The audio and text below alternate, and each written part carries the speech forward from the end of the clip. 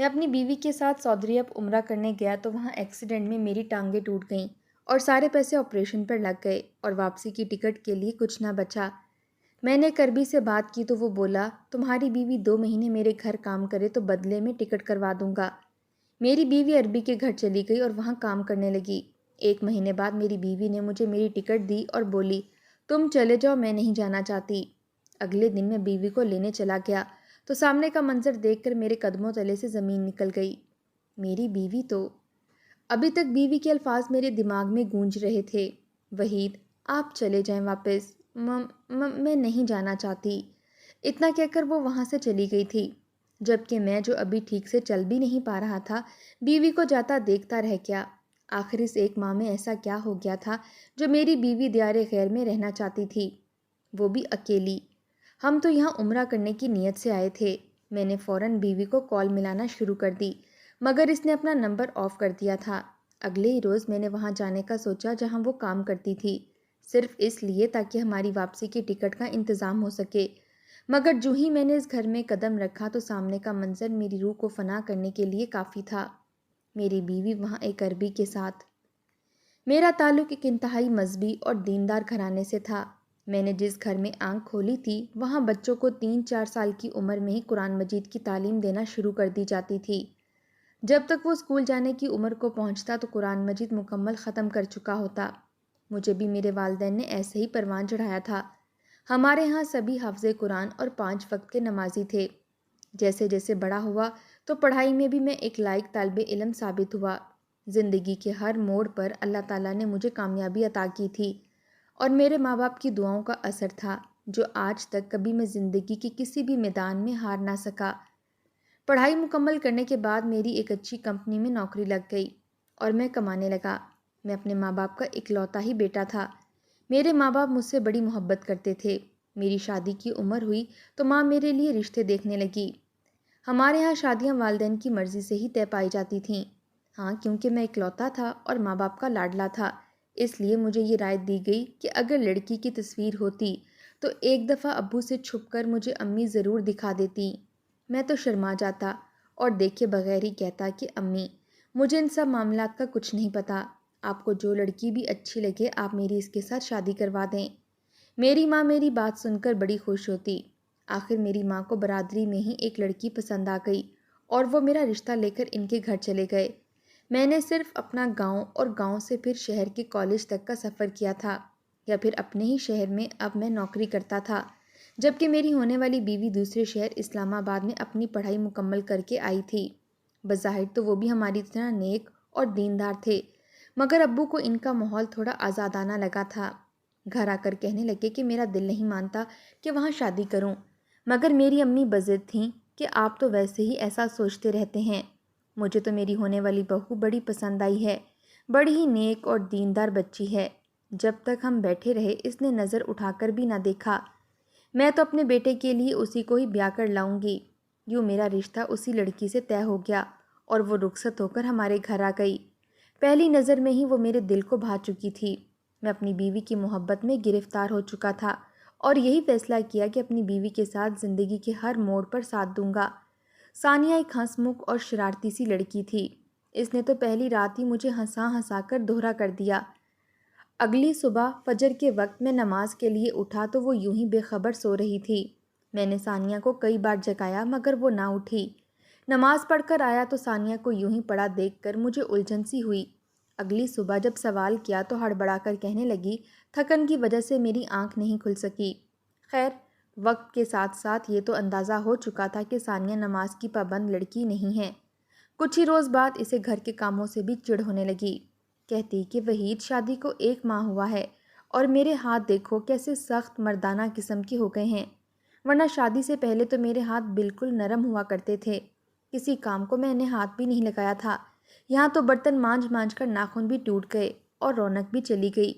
ثانیہ کی بات سن کر میں نے اس کے ہاتھوں کو تھاما اور بولا کہ اس گھر میں لوگ ہی کتنے ہیں، تم، میں اور امی ابو، بس۔ امی بھی تو اکیلے کام کرتی رہی ہیں نا، اب تمہارا بھی حق ہے کہ ان کی مدد کرو۔ مگر ثانیہ ناک سکیڑ کر بولی آپ کوئی ملازمہ کیوں نہیں رکھ دیتے؟ میری تنخواہ تو مناسب سی تھی، اتنی کہ میں گھر کے خرچ اور باقی اخراجات اٹھا سکتا تھا، اگر ملازمہ آ جاتی تو میں کہاں سے اسے تنخواہ دیتا؟ ثانیہ کہنے لگی کہ آپ کو بڑے شہر جا کر بڑی کمپنیوں میں اپلائی کرنا چاہیے جہاں آپ کو تنخواہ بھی لاکھوں میں ملے۔ ثانیہ اتنا بولی تھی کہ یہ بات میری ماں نے سن لی۔ کہنے لگی، پاگل ہو گئی ہو بہو، پیسوں کی خاطر میں اپنے اکلوتے بچے کو شہر بھیج دوں، اپنی نظروں سے دور کر دوں؟ میری تو سانس نہیں آتی جب تک بیٹے کا چہرہ میرے سامنے نہ آئے۔ مجھے وہ پیسے چاہیے ہی نہیں جن کی قیمت میرے بیٹے سے جدائی ہو۔ ثانیہ کے ماتھے پر بل پڑ چکے تھے جبکہ میں امی کی بات پر اکتفا کرتا تھا۔ ہمارے ہاں شادی کے بعد دولہا اور دلہن کو عمرے کی ادائیگی کے لیے سعودیہ بھیجا جاتا تھا۔ ہماری شادی کو بھی 1-2 ماہ گزر چکے تھے اور ابو ایک روز کہنے لگے کہ میں نے سارے انتظامات کر لیے ہیں، تم دونوں عمرہ کر کر آؤ۔ میں نے اپنی ماں باپ کی بات سنی تو آنکھوں میں آنسو آ گئے۔ ان سے کہنے لگا کہ امی ابو، یہ عمر تو آپ کی ہے، آپ ہو آئیں، ہم پھر چلے جائیں گے۔ مگر ابو کہنے لگے کہ جب میری اور تمہاری امی کی شادی ہوئی تھی تب ہمارے والدین نے بھی ہمیں عمرے پر جانے کا تحفہ دیا تھا، اب باری تم لوگوں کی ہے، تم لوگ عمرے کی ادائیگی کراؤ، پھر پیسے جمع کر کے ہم دونوں چلے جائیں گے۔ میری بیوی تو بہت خوش تھی۔ ہم نے اپنی ساری تیاری مکمل کی اور عمرے کی ادائیگی کے لیے سعودیہ پہنچ گئے۔ ہم کسی رہنما کے ساتھ نہ گئے تھے بلکہ خود ہی دونوں تھے۔ راستوں کے بارے میں زیادہ پتہ بھی نہ تھا۔ جس وقت ہم مکہ میں پہنچے تو رات ہو چکی تھی۔ اس راستے میں ایک ٹیکسی جا رہی تھی، ہمیں اپنے لیے ہوٹل کا بھی بندوبست کرنا تھا۔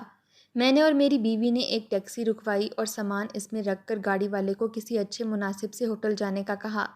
گاڑی کافی سپیڈ سے جا رہی تھی، شاید سڑک پر زیادہ رش نہ تھا اس لیے، مگر جو ہی یو ٹرن سے گاڑی مڑی تو دوسری جانب سے بڑی لوڈر گاڑی آ گئی۔ ہماری تو جان پر بن آئی تھی۔ گاڑی بری طریقے سے اس لوڈر سے ٹکرائی تھی۔ گاڑی کا ٹکرانا تھا کہ وہ لڑکھتی ہوئی دور جا گری۔ میری بیوی تو گاڑی کو پہلی دفعہ جھٹکا لگنے کی وجہ سے گاڑی سے باہر گر چکی تھی، جبکہ میں اس گاڑی میں ڈرائیور کے ساتھ ہی لگتا ہوا گرا تھا۔ میں بے ہوش ہو چکا تھا۔ جب ہوش آیا تو ایک ہسپتال کے بیڈ پر لیٹا تھا۔ میرے پاس ڈاکٹر کھڑے تھے۔ آنکھیں کھول کر جو ہی آس پاس دیکھا تو درد کی ٹیسیں پورے وجود میں اٹھنے لگیں۔ مارے درد کے مجھے اپنا وجود کٹتا ہوا محسوس ہو رہا تھا۔ میں نے فوراً اپنی بیوی کو بلانا چاہا مگر وہ مجھے کہیں نظر نہیں آ رہی تھی۔ دل تھا کہ حلق کو آ رہا تھا، کہیں میری بیوی کے ساتھ۔ میری تو آنکھوں سے آنسو آ چکے تھے۔ نہ جانے کیسی آزمائش آئی تھی، میں کتنی دیر سے یہاں تھا، کون لایا تھا، میں انہی سوچوں میں گم تھا کہ تبھی میری بیوی کمرے میں داخل ہوئی جس کے ماتھے پر چوٹ آئی تھی۔ مجھے آنکھیں کھولتا دیکھ کر وہ پھوٹ پھوٹ کر رونے لگی اور کہنے لگی کہ شکر ہے خدا کا وحید، آپ بالکل ٹھیک ہیں، ورنہ میری تو پچھلے 2 دن سے جان ہی اٹکی ہوئی تھی۔ میں پچھلے 2 دن سے بے ہوش تھا اور میری دونوں ٹانگیں ٹوٹ چکی تھیں۔ ڈاکٹر نے ہسپتال میں ہی داخل کر رکھا تھا۔ ان کا کہنا تھا کہ مجھے 3 ماہ تک تو خاص طور پر احتیاط کرنی ہوگی۔ سارے پیسے ہمارے علاج پر ہی لگ چکے تھے۔ اتنی رقم بھی پاس نہ تھی کہ گاڑی کا کرایہ بھر کر بیت اللہ کی زیارت کو ہی جا سکیں، مگر اس حالت میں جاتے بھی کیسے؟ میں اپنی بے بسی پر جی بھر کر رویا تھا۔ میری بیوی بھی میرے پاس بیٹھی رو رہی تھی۔ نہ جانے یہ آزمائش تھی یا مصیبت کہ ہم اتنے قریب ہو کر بھی بیت اللہ کی زیارت کے لیے نہیں جا سکتے تھے۔ سارے پیسے علاج پر لگ چکے تھے۔ سمجھ نہیں آ رہی تھی کہ گھر والوں کو کچھ کیسے بتائیں، کیونکہ ہمارے موبائل ٹوٹ چکے تھے، 1 روپیہ بھی ہاتھ میں نہ تھا، نہ ہی ہم یہاں کسی کو جانتے تھے۔ تبھی اس بارے میں وہاں پر موجود ایک ڈاکٹر کو بتایا گیا تو وہ کہنے لگا، میں ایک عربی کو جانتا ہوں جو تم لوگوں کی مدد ضرور کرے گا۔ وہ بڑا ہی اچھا اور نیک انسان ہے، ہر مجبور کی مدد کرتا ہے۔ ہمارے دل میں امید کی کرن جاگی تھی۔ اسی روز عربی ہسپتال میں آیا تھا۔ ڈاکٹر نے اسے جب بتایا تو وہ چلتا ہوا ہمارے پاس آ گیا۔ میری بیوی اس وقت میرے پاس بیٹھی تھی۔ وہ عربی بڑا ہی روبدار اور پرکشش شخصیت کا مالک تھا، لگ بھی کافی امیر کبیر رہا تھا۔ اس نے آ کر ہم سے دریافت کیا تو میں نے انہیں سب کچھ بتایا۔ میں نے غور کیا تھا کہ وہ بار بار نظریں اٹھا کر میری بیوی کی جانب بھی دیکھ رہا ہے۔ بات کے آخر میں کہنے لگا، یہ لڑکی کون ہے؟ تو میں فوراً بولا کہ میری بیوی ہے۔ انہوں نے کچھ دیر سوچا اور کہنے لگے، میں تمہاری بیوی کو کام دوں گا، تم اپنی بیوی کو میرے ساتھ روانہ کر دو، تمہارا علاج بھی ہوتا رہے گا اور تمہاری بیوی کام بھی کرتی رہے گی۔ میں نے یہ سنا تو خاموش ہو گیا۔ بیوی کا چہرہ دیکھنے لگا، مگر حیرت کا جھٹکا تو تب لگا، میری بیوی تو پہلے ہی اس شخص سے متاثر ہوئی بیٹھی تھی۔ وہ ہکی بکی اس عربی کا چہرہ دیکھ رہی تھی۔ میں نے دوبارہ سے بیوی کو بلایا مگر وہ تو بت بنی بیٹھی تھی۔ تیسری بار جب گلا کھنکار کر بلایا تو وہ ہڑبڑا کر میری جانب دیکھ کر کہنے لگی کہ ہاں وحید، آپ نے کیا کہا؟ میں نے اسے کہا کہ میرا دل نہیں مانتا کہ میں کسی غیر شخص کے ساتھ تمہیں کام کرنے کے لیے بھیج دوں۔ اس ملک میں تو ہم کسی کو جانتے بھی نہیں، نہ جانے کیسا ہوگا۔ مگر میری بیوی فوراً چہک کر اٹھ بیٹھی، اپنی چادر سیٹ کرتے ہوئے بولی، فکر مت کریں، میں کچھ نہ کچھ کر لوں گی، مجھ پر بھروسہ رکھیں۔ یہ تو مجھے اچھا خاصا شخص لگتا ہے، اتنی مقدس جگہ پر رہتا ہے، اس کے دل میں خوف خدا ہوگا، یہ ہمارے ساتھ کچھ بھی فراڈ نہیں کرے گا۔ میں اس کے گھر میں کام کروں گی، جو بھی پیسے ہوئے اس سے ٹکٹ لیں گے اور واپس پاکستان چلے جائیں گے۔ مجھے اپنی بیوی پر پورا بھروسہ تھا۔ میں نے اس کی بات پر عمل کیا اور ڈوبتے ہوئے دل کے ساتھ بیوی کو عربی کے ساتھ روانہ کر دیا۔ میری بیوی اس عربی کے گھر کام کرنے لگی تھی۔ وہ ہر روز شام کو میرے پاس ضرور آیا کرتی اور اپنے ساتھ کچھ کھانے پینے کی چیزیں بھی لایا کرتی۔ پہلی دفعہ جب وہ آئی تو مجھے تھوڑی اداس لگی تھی۔ اس کی آنکھیں سجی ہوئی تھیں اور کافی چپ تھی۔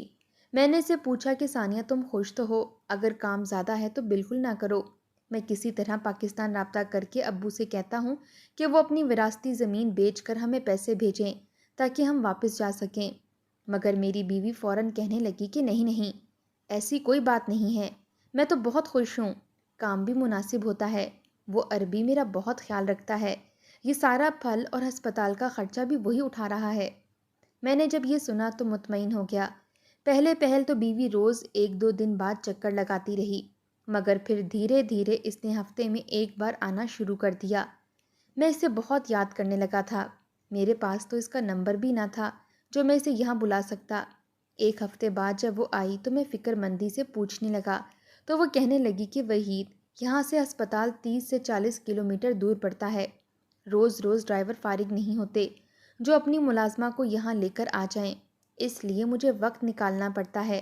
وہ اس دن بھی صرف 5 منٹ ہی میرے پاس رکی اور دوبارہ اپنی بڑی سی گاڑی میں بیٹھ کر واپس چلی گئی تھی۔ میں نے دیکھا تھا کہ میری بیوی بڑی خوش رہنے لگی ہے، اسے تو شاید میری یاد بھی نہیں آتی تھی۔ جب بھی آتی میرے سامنے اس عربی اور اس کے عالیشان محل جیسے گھر کے گن گاتی رہتی، کہتی کہ مجھے تو اب زیادہ کام بھی نہیں کرنا پڑتا، میرا ہر خرچ عربی اٹھا رہا تھا، بس آپ جلدی سے ٹھیک ہو جائیں پھر ہم واپس پاکستان چلیں گے۔ میں بھی یہی دعا کرنے لگا تھا کہ جلد از جلد میری ٹانگ کا زخم ٹھیک ہو اور میں چلنے کے قابل ہو جاؤں، اس کے بعد واپس چلا جاؤں گا۔ ایک روز سویا تو خواب آیا، کیا دیکھتا ہوں کہ میری بیوی مجھ سے لڑ رہی ہے اور کہہ رہی ہے میں اب تمہارے ساتھ نہیں رہوں گی، تم نے مجھے دیا ہی کیا ہے، بس دکھ اور تنگی، آج تک تم نے میری کوئی بات ہی نہیں مانی، میں اپنی بیوی کی منتیں ترلے کر رہا ہوں مگر وہ مجھے چھوڑ کر چلی جاتی ہے۔ یہ خواب بڑا ہی عجیب تھا، میں الجھن میں مبتلا ہو چکا تھا، نہ جانے کیوں مجھے عجیب و غریب سے وسوسے آنے لگے تھے۔ میں اپنی بیوی پر پورا اعتماد کرتا تھا مگر پھر بھی دل میں ایک عجیب سا شک کا بیج بویا جانے لگا تھا۔ یوں ہی کرتے کرتے 1 ماہ گزر گیا۔ 1 ماہ بعد میں کچھ چلنے پھرنے کے قابل ہو چکا تھا۔ 2 ہفتوں سے میری بیوی میرے پاس نہیں آئی تھی۔ میں نے ڈاکٹر سے کسی طرح کہا کہ مجھے اس عربی کے گھر کا پتہ دے دو یا میری بیوی سے میری بات کروا دو۔ وہ 2 ہفتوں سے یہاں کیوں نہیں آئی؟ اس روز میری بیوی اس عربی کے ساتھ آئی تھی، وہ میرے لیے کھانے پینے کی اشیاء لے کر آئے تھے۔ میری بیوی آج پہلی مرتبہ مجھے بیگانی سی لگ رہی تھی، اس کا قیمتی لباس، اس کے چہرے کے تاثرات، مجھے یوں لگ رہا تھا جیسے وہ میری نہیں بلکہ اس عربی کے ساتھ ہی رشتے میں منسلک ہو اور دونوں میری تیمارداری کے لیے آئے ہوں۔ جب تک وہ عربی بیٹھا رہا میری بیوی بھی میرے پاس بیٹھی رہی۔ جیسے ہی وہ عربی اٹھا میری بیوی بھی کہنے لگی کہ وحید، اب مجھے جانا ہوگا، میں کچھ دنوں تک آؤں گی، پھر واپس پاکستان چلیں گے، تب تک آپ مزید بہتر ہو جائیں گے۔ میں اپنی بیوی کے ساتھ اکیلے میں چند باتیں کرنا چاہتا تھا، اسے اپنے پاس روک کر سوالات کے جوابات چاہتا تھا، مگر اس عربی نے تو میری بیوی کو تنہا چھوڑا ہی نہ تھا، وہ میری بیوی کو وہاں سے لے کر جا چکا تھا۔ میں کوئی بے حد تیز ترار اور منہ پھٹ لڑکا نہ تھا، بلکہ ماں باپ کا لاڈلا ہونے کی وجہ سے مجھے یہ دنیا کی چالاکیاں اور فریب کی خبر بھی نہ تھی، کیونکہ میں تو ہمیشہ اپنے والدین کی محبت ہی دیکھتا آیا تھا۔ بیوی جب اس طرح بیگانوں کی طرح گئی تو میری آنکھوں سے آنسو چھلک پڑے، نہ جانے وہ ایسا کیوں کر رہی تھی، میں تو اس کا شوہر تھا۔ 2 دن بعد پھر واپس آئی، میں اس وقت اپنے بیڈ پر نیم دراز بیٹھا تھا، کچھ دیر پہلے ہی میں نے ایکسرسائز کی تھی اور اب کافی بہتر محسوس کر رہا تھا۔ میری بیوی میرے پاس آئی تو اسے دیکھ کر میں مسکرا اٹھا۔ اس کا ہاتھ تھام کر اسے اپنے پاس بٹھانا چاہا تو اس نے اپنا ہاتھ چھڑوا لیا۔ اس نے اپنے پرس سے پیسے نکالے اور بولی، وحید، ٹکٹ کے پیسے، آپ واپس پاکستان چلے جائیں۔ میں نے بیوی کا جملہ سنا تو کہنے لگا کہ کیا مطلب؟ ہم دونوں نے ساتھ پاکستان جانا ہے نا؟ تو میری بیوی نظریں چرا گئی اور کہنے لگی کہ نہیں، میں نہیں، صرف آپ پاکستان جائیں گے، میں یہیں رہوں گی۔ اتنا کہہ کر میری بیوی وہاں سے پلٹ چکی تھی۔ کتنی ہی دیر بت بنا بیٹھا رہا۔ بیوی کو روکنا چاہا مگر وہ جا چکی تھی۔ میرا تو دماغ سن ہو کر رہ چکا تھا۔ حواس بحال ہوئے تو مجھے غصہ آنے لگا۔ آخر اس کے کہنے کا کیا مطلب تھا؟ یہ میری بیوی ہے، آخر کیسے کہیں جا سکتی ہے؟ میں نے ہمت کی اور اٹھا، ٹیکسی بک کی اور اس عربی کے گھر جانے لگا۔ دل میں عجیب سے وسوسے تھے۔ ہر خیال، ہر تصور ہی میری جان لینے کے در پر تھا۔ ایسا لگتا تھا کہ عربی کے گھر پہنچ گیا تو نہ جانے کیا قیامت ٹوٹ پڑے گی۔ عربی کے گھر پہنچا تو وہ ایک محل نما بنگلہ تھا۔ ایک پل کو تو میں آنکھیں جھپکانا ہی بھول چکا۔ بنگلے کے دروازے پر پہنچا تو وہاں پر چوکی دار نے مجھے روک لیا، کہنے لگا کہ سر کی اجازت کے بغیر کوئی بھی اندر نہیں جا سکتا۔ تبھی میں نے بتایا کہ میری بیوی اندر ہے۔ بہرحال انہوں نے مجھے اندر جانے کی اجازت دی۔ میں اس بنگلے میں چلتا ہوا آگے گیا تو جو منظر دکھائی دیا وہ دیکھ کر میری جان نکل چکی تھی۔ میری بیوی ڈائننگ ٹیبل پر کئی اقسام کے کھانے سامنے رکھے ہوئے بیٹھی تھی اور اسی کے سامنے ہی کرسی پر وہ عربی بھی بیٹھا مسکرا رہا تھا اور نہ جانے کس بات پر میری بیوی سے بحث کر رہا تھا۔ میں نے جب یہ منظر دیکھا تو میرا دل سینے میں ایک بار رک کر دوبارہ دھڑکا تھا۔ میں تو بامشکل لڑکھڑاتا ہوا چلتا بیوی تک پہنچا۔ مجھے وہاں دیکھ کر اس کے ہوش اڑے تھے۔ کہنے لگی، وحید، آپ یہاں کیا کر رہے ہیں؟ میں نے غصے سے کہا کہ تم یہاں پر کیا کر رہی ہو؟ تم تو گھر میں ملازمہ تھی، پھر یہ سب کیا ہے؟ وہ اگلے ہی پل اپنے حواس میں آ کر کہنے لگی کہ میں نے فیصلہ کر لیا ہے کہ میں عبد الرحمن کے ساتھ نکاح کروں گی، اس لیے بہتر ہے کہ آپ مجھے طلاق دے دیں تاکہ میں اپنی آگے کی زندگی ان کے ساتھ شروع کر سکوں۔ میں نے جب یہ سنا تو یوں لگا جیسے پہاڑ میرے سر پر رکھ دیا گیا ہو۔ میری آنکھوں سے اس وقت بے ساختہ آنسو نکلے تھے۔ میں نے ثانیہ سے کہا کہ تم کیا کہہ رہی ہو؟ میں تمہارا شوہر ہوں اور اپنے شوہر کے سامنے ہی ایسی بیہودہ باتیں کر رہی ہو۔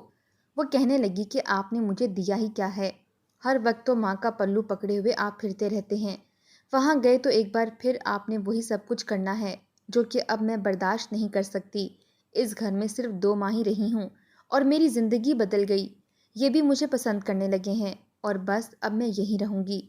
بیوی کی بات سنی تو میں کچھ بھی نہ کہہ سکا، نہ ہی میں نے اسے طلاق دی۔ خاموشی سے واپس آیا اور پاکستان کی پہلی فلائٹ سے واپس چلا آیا۔ گھر آیا تو میری یہ حالت دیکھ کر والدین سوال کرنے لگے، مجھ سے ثانیہ کے بارے میں پوچھنے لگے۔ کئی روز تک تو بخار میں مبتلا رہا، عجیب ڈپریشن کی کیفیت تھی۔ جب کچھ ہوش سنبھالا تو ساری حقیقت بتائی۔ یہ سن کر میرے والد صاحب بپھر گئے، فوراً فون کر کے ثانیہ کے ماں باپ کو باتیں سنانے لگے، جبکہ وہیں میری ماں اپنا دل تھام کر بیٹھ چکی تھی۔ کتنی شرمندگی کی بات تھی۔ امی کہنے لگی کہ بہت بڑی غلطی کر دی تمہاری شادی ایسی لڑکی سے کروا کر۔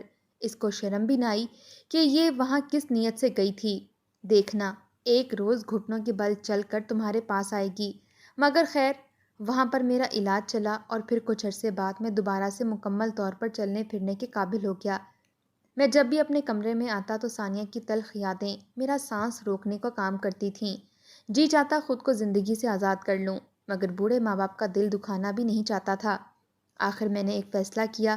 میں نے شہر میں نوکری کے لیے اپلائی کیا۔ 2-3 جگہ پر اپلائی کرنے کے بعد ایک جگہ سے مجھے انٹرویو کال آ گئی اور خوش قسمتی سے میری ایک اچھی کمپنی میں نوکری بھی لگ گئی۔ کچھ ہی دنوں بعد مجھے وہاں سے گھر اور گاڑی بھی مل چکی تھی۔ میں نے اپنے ماں باپ کو اپنے ساتھ لے لیا اور اس گھر کو چھوڑ کر نئے گھر میں شفٹ ہو گیا۔